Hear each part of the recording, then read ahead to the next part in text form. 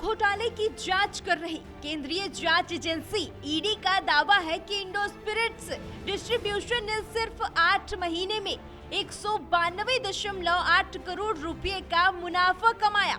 इसमें से 100 करोड़ रुपए आम आदमी पार्टी को दिए गए। ईडी का दावा है कि इस पैसे का इस्तेमाल पिछले साल गोवा के विधानसभा चुनाव में किया गया था। दावा है कि अरुण पिल्लई को 33 करोड़ रुपए दिए गए थे। वही अरुण पिल्लई जो ईडी की कस्टडी में है। शराब घोटाले में जांच एजेंसी का दावा। ईडी का ये भी दावा है कि इंडो स्पिरिट्स में 32.5% की हिस्सेदारी आंध्र प्रदेश की वाईएसआर कांग्रेस पार्टी से लोकसभा सांसद मुकुंटा श्रीनिवास सुलू रेड्डी के पास थी। प्रवर्तन निदेशालय के मुताबिक रेड्डी ने कथित तौर पर 2 रिटेल लाइसेंस हासिल किए। ईडी का दावा है कि उन्होंने शरद रेड्डी और तेलंगाना की विधायक के कविता के साथ साउथ कार्टेल बनाया था, यानी दिल्ली सरकार से होलसेल शराब का लाइसेंस हासिल करने के लिए एक निजी कंपनी ने 30 लाख रुपए की रिश्वत दी थी। कंपनी ने 13 महीने में बिक्री से 1333 करोड़ रुपए कमाए और सिर्फ 8 महीनों में 192.8 करोड़ रुपए का मुनाफा कमाया। एजेंसियों का दावा है कि इससे दिल्ली सरकार को 2873 करोड़ रुपए का नुकसान हुआ। हालांकि आम आदमी पार्टी और दिल्ली के मुख्यमंत्री अरविंद केजरीवाल ने इन सभी आरोपों से इनकार किया है। का पूरा इन्होंने हमारी इतनी जांच करा ली, कुछ निकला। बस घोटाला बोले, बस घोटाला हो गया, कुछ नहीं निकला उसमें, सारी जांच करा ली। बोले स्कूल के क्लासरूम बनाने में घोटाला कर दिया, सारी जांच करा ली, उसमें कुछ निकला। फिर बोले बिजली का घोटाला हो गया इतने 1000 करोड़ रुपए का, उसमें कुछ नहीं निकला। फिर बोले सड़कों के बनाने में घोटाला हो गया, उसमें कुछ नहीं निकला। पानी का घोटाला हो गया, उसमें कुछ नहीं।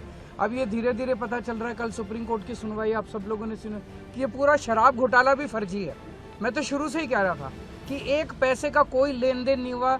जज कल बार बार पूछते रहे, भाई कोई तो दिखाओ, एक पैसा तो दिखाओ, कहीं सबूत तो दिए। एक सबूत नहीं है इनके पास, एक सबूत नहीं है।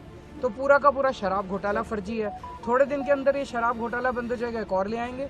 मतलब इनको पूरा टाइम इनको केवल और केवल लोगों को एजेंसीज में और इन सारी जांचों में उलझा के रखना है। काम ना खुद कुछ काम करेंगे, ना लोगों को कुछ काम करने के। केजरीवाल का कहना है कि 1000 से अधिक छापे भी गलत काम के सबूत खोजने में विफल रहे। उधर बीआरएस की नेता के कविता ने भी कोई भी गलत काम करने से इनकार किया है। कविता का दावा है कि उनके खिलाफ आरोप झूठे बयानों के आधार पर लगाए गए हैं, लेकिन सीबीआई का आरोप है कि हैदराबाद के व्यापारियों के एक गुट ने दिल्ली सरकार की नई शराब नीति का इस्तेमाल करके खुद को समृद्ध और अपने सहयोगियों को समृद्ध बनाने की साजिश रची थी। क्या है जांच एजेंसियों का दावा? हैदराबाद के इस ग्रुप में विजय नायर, अभिषेक बोयनपल्ली, अरुण पिल्लई और समीर महेंद्रू हैं। सीबीआई का दावा है कि पिछले साल सितंबर में गिरफ्तार किए गए नायर ने बोयनपल्ली और पिल्लई से मुलाकात की थी। कथित तौर पर तीनों इस बात पर सहमत हुए कि दिल्ली सरकार से शराब लाइसेंस हासिल करने के लिए 20 से 30 करोड़ रुपए की राशि अग्रिम राशि के रूप में भेजी जाएगी।